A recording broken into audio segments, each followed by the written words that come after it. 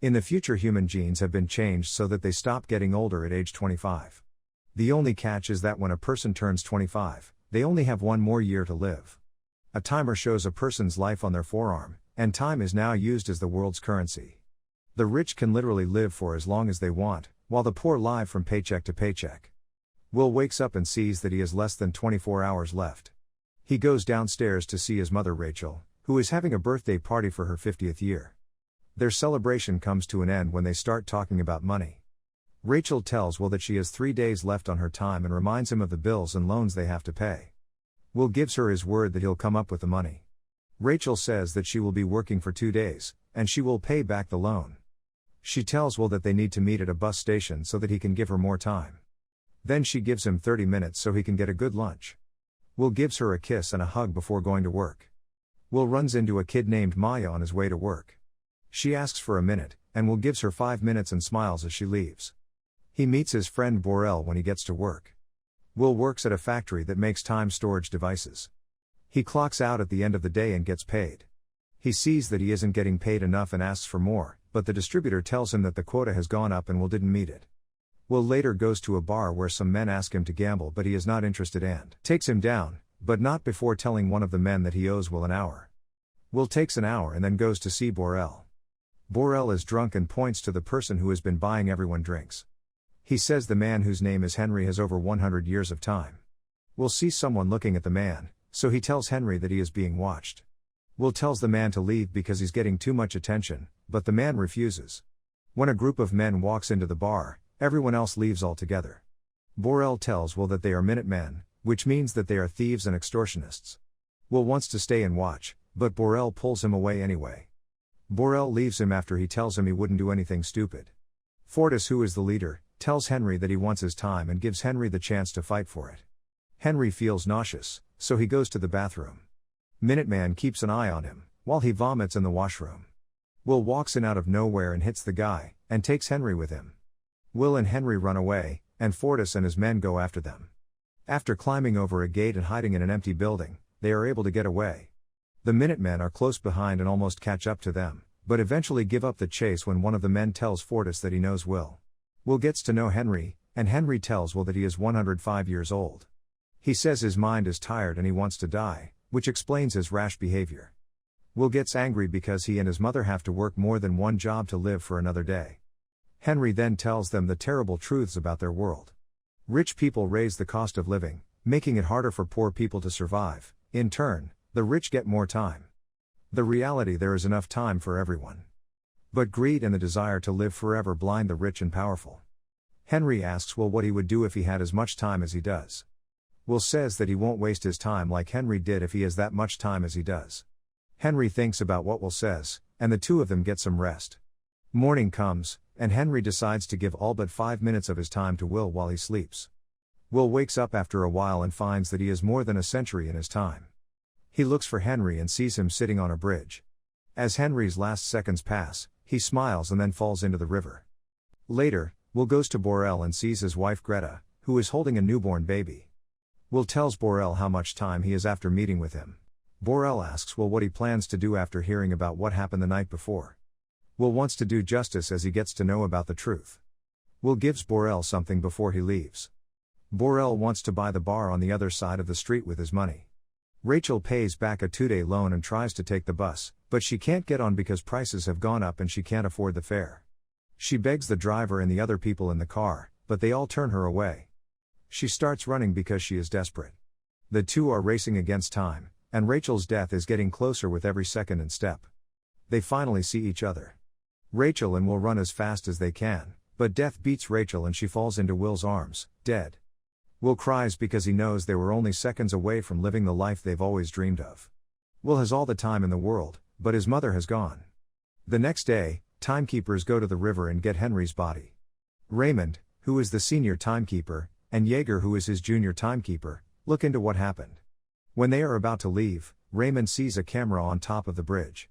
Will is sitting in a car, wearing a new suit and looking different. They leave the time zone, a line that divides the different social classes. On his trip, they cross several borders and pay tolls that get more expensive as they go. Will has to pay a year's salary to cross the last border, and the driver welcomes him to the city of New Greenwich. The driver asks Will why he really wants to go to New Greenwich, and Will tells him that he wants the people of New Greenwich to pay for it. The city is completely different from what Will is used to. As soon as he gets out of the car, he starts running.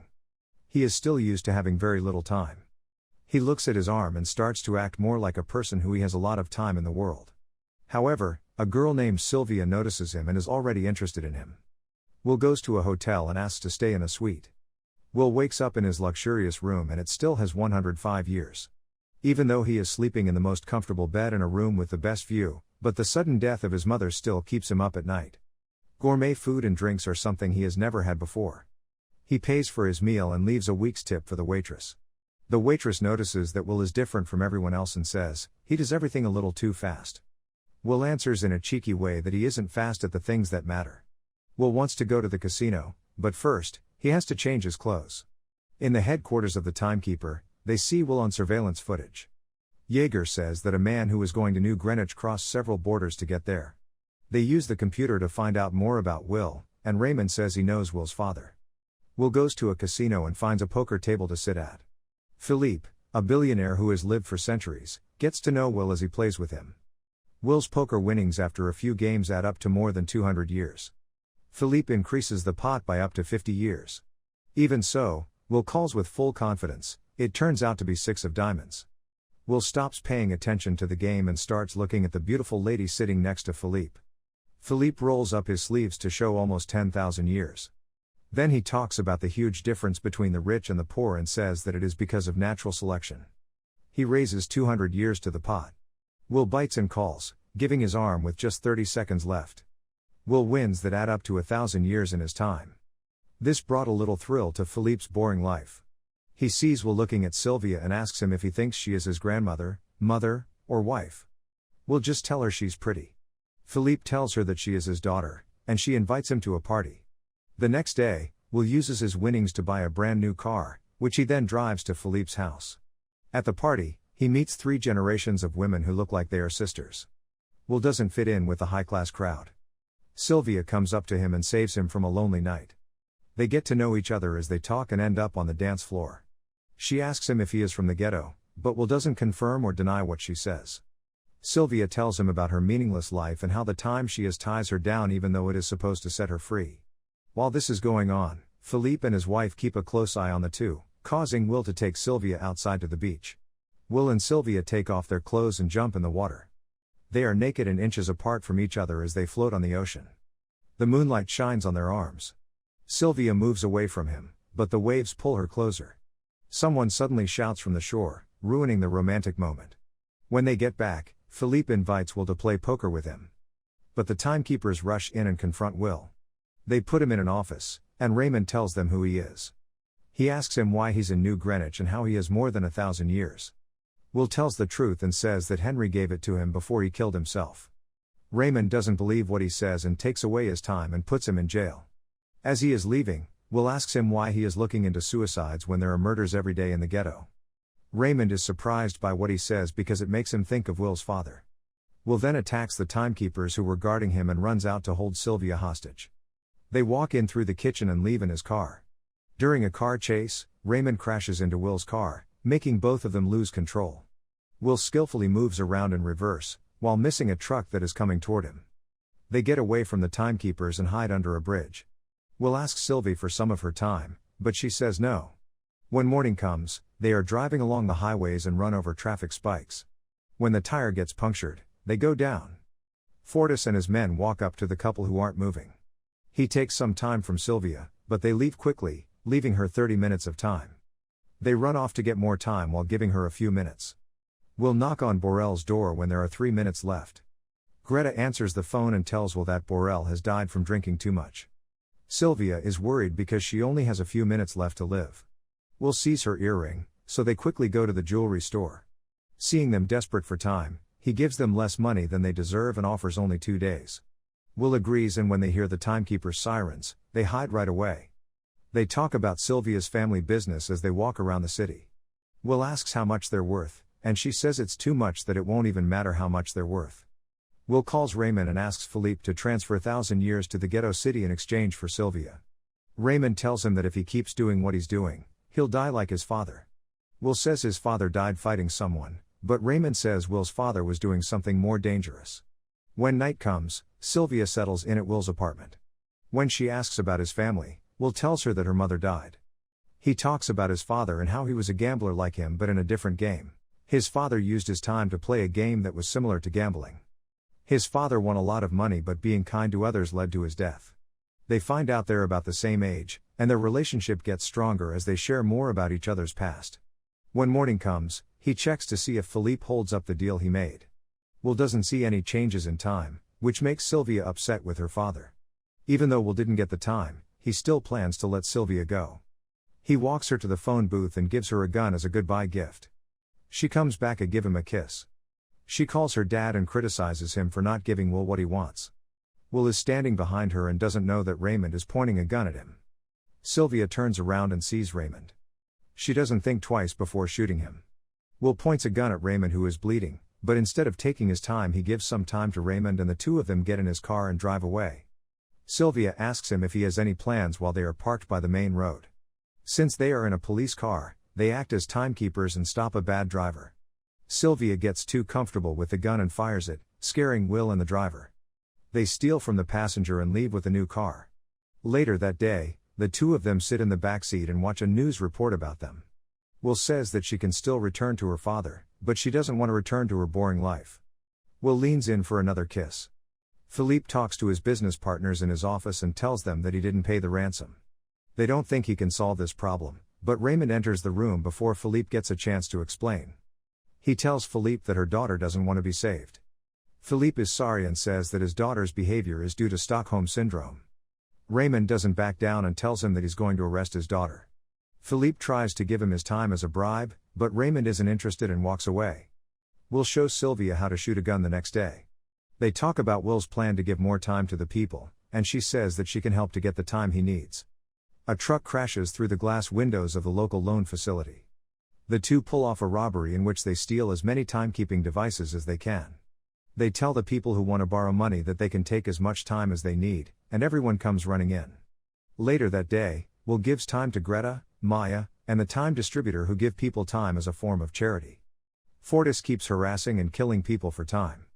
Then he sees a poster with a 10-year reward for Will and Sylvia's capture. Philippe, meanwhile, watches the news about how his daughter is always trying to steal from him. Later that night, Raymond and the timekeepers surround the motel where the two are staying. Will and Sylvia see that they're surrounded, so they jump out the window to get away. Raymond chases after them through the streets and the dark alleys. They get on the roofs and start shooting at each other. They get on a bus, but they lose Raymond. Fortis keeps looking for Will and Sylvia. He questions a group of people and threatens to steal their time. When one of them dies, a man steps forward and says he knows where the others are. At the motel, they talk about the problems they are about to face while sitting on a couch. They both know that they will die if they get caught. Sylvia felt more livelier whenever they've come close to dying. Fortis and his men suddenly break down the door. Fortis is feeling kind, so he lets Will play for his life.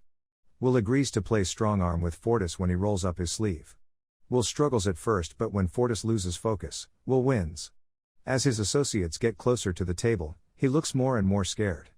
Will pulls a gun out of his ankle, shoots everyone, and then drains Fortis dry. Will and Sylvia stand on top of a building and look at how prices keep going up.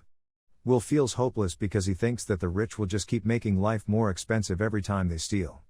Will says that only 1 million years can make a difference. Sylvia agrees, but she already has a plan in mind. The next day, Philippe walks into a building surrounded by many bodyguards. Sylvia gets their attention by asking about her father. Will is one of the guards, and he is pointing a gun right at Philippe's head. He tells the guards to put down their guns, and they take Philippe as a hostage. In his office, there is a time vault where a device with 1 million years is kept. Philippe tries to explain that if that time is given to the wrong people, society will fail. He says that there will always be someone willing to sacrifice people to get a chance to gain immortality. Will is so angry that he points a gun at him, but then he calms down. Will tells Philippe that being immortal isn't worth even one person's life. The two then walk away. In the meantime, police cars are starting to block the main road. The timekeepers shoot at Will and Sylvia's car, but they cross the border without getting hurt by crashing into the toll booth. Raymond doesn't give up and keeps trying to catch them. When they get to the ghetto, Raymond stops them and crashes into them. Will gets out without getting hurt and asks Maya to give out the million years. Raymond points a gun at the two, but he can't see them because of the crowd, allowing them to get away. Raymond takes a car by force, and the chase goes on. At last, they run into each other in the middle of the road. Raymond admits that he is also from the ghetto and learned how to get out of poverty, but he realized soon that the gap between the rich and the poor has to be maintained. As they talk, Raymond realizes he has run out of time. He dies right there, and the two try to figure out how to get time. Raymond's car is in the distance, and they run toward it with seconds left on their time. Will arrives first and gets his time. Then he runs to Sylvie, who is seconds left. Just in time, they find each other and get to live for one more day. People are now crossing borders into areas where prices are higher. The Minutemen watch as their society's social order starts to fall apart. Sylvie and Will keep doing what they usually do, and this time they go after Big Time Bank.